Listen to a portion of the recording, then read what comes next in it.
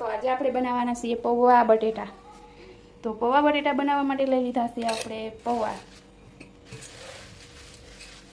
તો આપણે લઈ લીધા છે પૌવા અને જો આપણે ડુંગળી મોરી લીધી છે, આ છે ટમેટા અને મરચાં. આપણે કટકા વડા કર્યા, કારણ કે આપણે જો તીખા હોય એટલે નીકળી જાય. અને આ છે આપણે બટેટા બાફેલા અને ધાણા ભાજી. આ છે આપણે મસાલા. તો આપણે મૂકી દઈએ તેલ ગરમ થવા. તો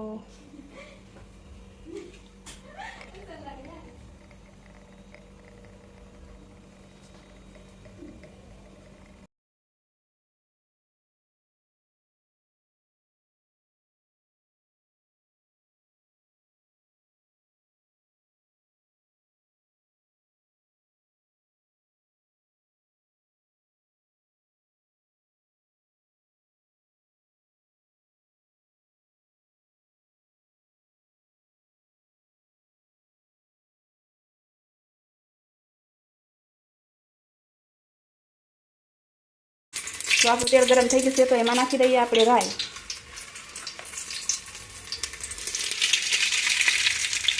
એક ચમચી આપણે રાઈ નાખી દીધી છે, 2 બાદિયા,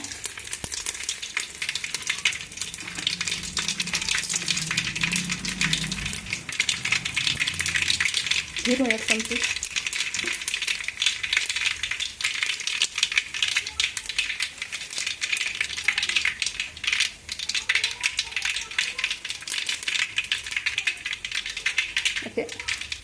મીઠો લીમડો આપણે નાખી દેવાનો છે. પછી નાખી દઈશું આપણે ડુંગળી.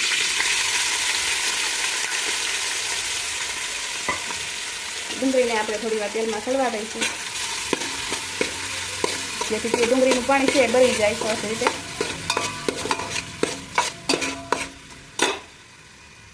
ટમેટા અને મરચાં. તો આપણે ટમેટા ભેગા આપણે મીઠું અને હળદર નાખી દીધી. ટમેટાને પણ આપણે થોડીક વાર હલાવી અને સરસ રીતે તળવા દઈશું.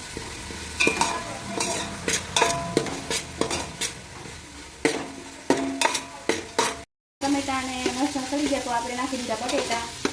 અને હવે આપણે નાખી દઈએ એમાં પૌવા. તો આપણે થોડા પાણીમાં ધોઈ અને પૌવા નાખી દેવાના છે.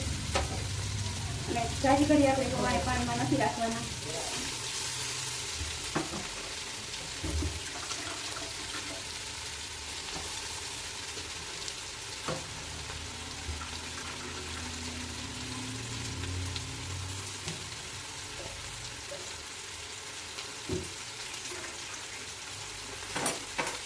આપણે પૌવા નાખી દીધા છે અને સરસ રીતે આપણે કરી દઈએ.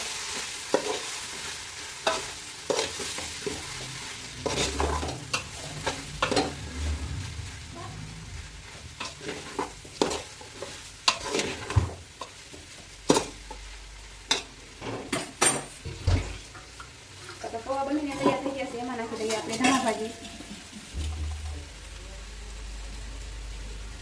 અને અડધું ખાધું આપણે લીંબુ નાખી દઈશું.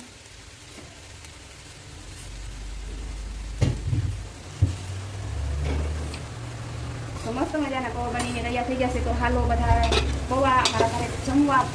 અને વિડીયો ગમે તો લાઈક, શેર અને સબસ્ક્રાઈબ જરૂર કરી દેજો. અને ફરી મળીશું આપણે એક નવા વિડીયો સાથે. ત્યાં સુધી બધા મિત્રોને જય દ્વારકાધીશ, જય માતાજી.